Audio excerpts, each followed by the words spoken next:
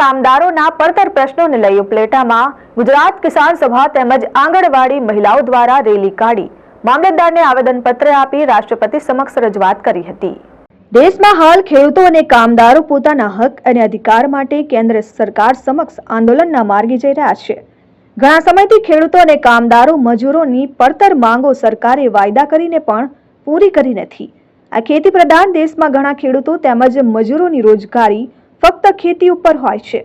હાલના સમયમાં ખેડૂતો અનેક સમસ્યાઓથી ઘેરાયેલા હોય છે, જેમાં અતિવૃષ્ટિ, વાવાઝોડા, કમોસમી વરસાદ તેમજ કુદરતી આફતોથી ખેડૂતોને મોટી નુકસાની વેઠવાનો વારો આવે છે।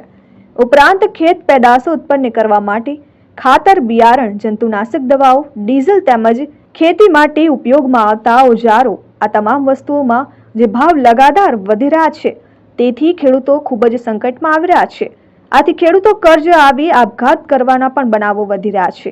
આવી તમામ બાબતોને લઈ ખેડૂતોએ વર્ષ 2020-2021માં દિલ્હી ફરતે આંદોલન કર્યા હતા, જેમાં સરકારે ખેડૂત સંગઠનો સામે સમાધાન કરી તમામ માંગણીઓ પૂરી કરવા બાહેધરી અને વચનો આપ્યા હતા, જે મુદ્દાઓ હાલ સુધી કોઈ કાર્યવાહી કરવામાં આવી નથી। ત્યારે ફરી એકવાર ખેડૂતો અને કામદારોએ ગુજરાત કિસાન સભા સાથે મળી મુખ્ય માર્ગો પર રેલી યોજી ઉપલેટા મામલતદારને આવેદનપત્ર પાઠવી દેશના રાષ્ટ્રપતિ સમક્ષ ખેડૂતોની લાગણી અને માંગણી અંગે જાણ કરી હતી। ખેડૂતોના અને કામદારોના પડતર પ્રશ્નો હલ કરવાની અપેક્ષા સાથે રજૂઆતો કરાઈ હતી। 2020-21માં ખેડૂતોએ રાષ્ટ્રવ્યાપી આંદોલનો કર્યા હતા, ત્યારે સરકાર દ્વારા ટેકાના ભાવે ખરીદી કરવા, ખેડૂતોના કર્જ નાબૂદ કરવા, નવો વીજ કાનૂન રદ કરવા, ખેડૂતો અને ખેત મજૂરોને માસિક વૃદ્ધ પેન્શન આપવા તેમજ ગ્રામીણ રોજગાર ગેરંટી યોજના હેઠળ રોજગારી આપવા જેવા વાયદાઓને બાંહેધરી આપી હતી। આમાંનું હજુ કશું કોઈ આયોજન ન થતા ફરી એકવાર ખેડૂતોએ આંદોલનો શરૂ કરી રાષ્ટ્રપતિ સમક્ષ ભલામણો કરવામાં આવી હતી। અને અમે 2 દિવસની રાષ્ટ્રવ્યાપી હડતાલમાં જોડાણા છે। તો મારે સરકારને કહેવું છે કે અમે જે આંગણવાડીમાં કામ કરીએ છીએ એ દરેક કાર્યમાં અમે જોડાઈએ છીએ। અમે બાળકોને આખા ભારતને કુપોષણમાંથી દૂર કરવાનું પાયાનું કામ કરીએ છીએ। સ્ત્રીઓને પોષિત કરીએ છીએ, જેથી કરીને બાળકો કુપોષણના ભોગ ન બળે। બાળ મૃત્યુ દર ઘટાડીએ છીએ, ભાવિ માતાઓ તૈયાર કરીએ છીએ, જેથી કરીને કુપોષિત બાળકોનો જન્મ ન થાય। તો આવું સરસનું પાયાનું કામ કરીએ, બાળકને પૂર્વ શિક્ષણ આપીએ છીએ।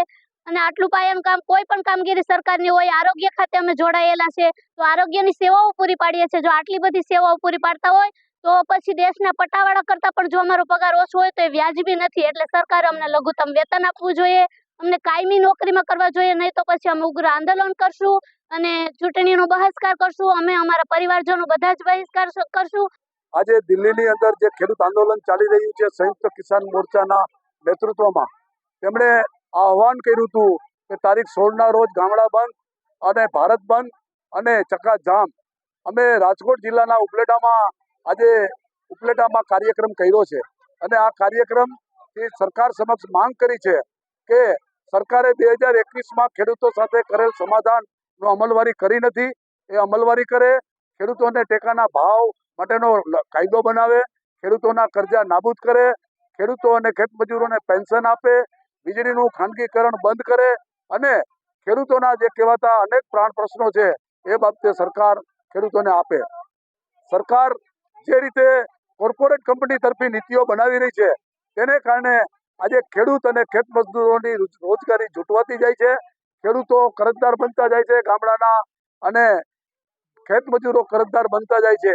આ તમામમાં આજે આપઘાતનું પ્રમાણ વધી ગયું છે અને વધી જવા પાછળનું મુખ્ય કારણ છે એ ખેડૂતોને જે ટેકાના ભાવ મળવા જોઈએ, સ્વામિનાથન સમિતિએ જે ભલામણ કરી હતી અને એના ટેકાના ભાવ મળવા જોઈએ એની સરકાર અમલવારી કરતી નથી। વિપુલ ધામેચા, આરએન ન્યૂઝ, ઉપલેટા।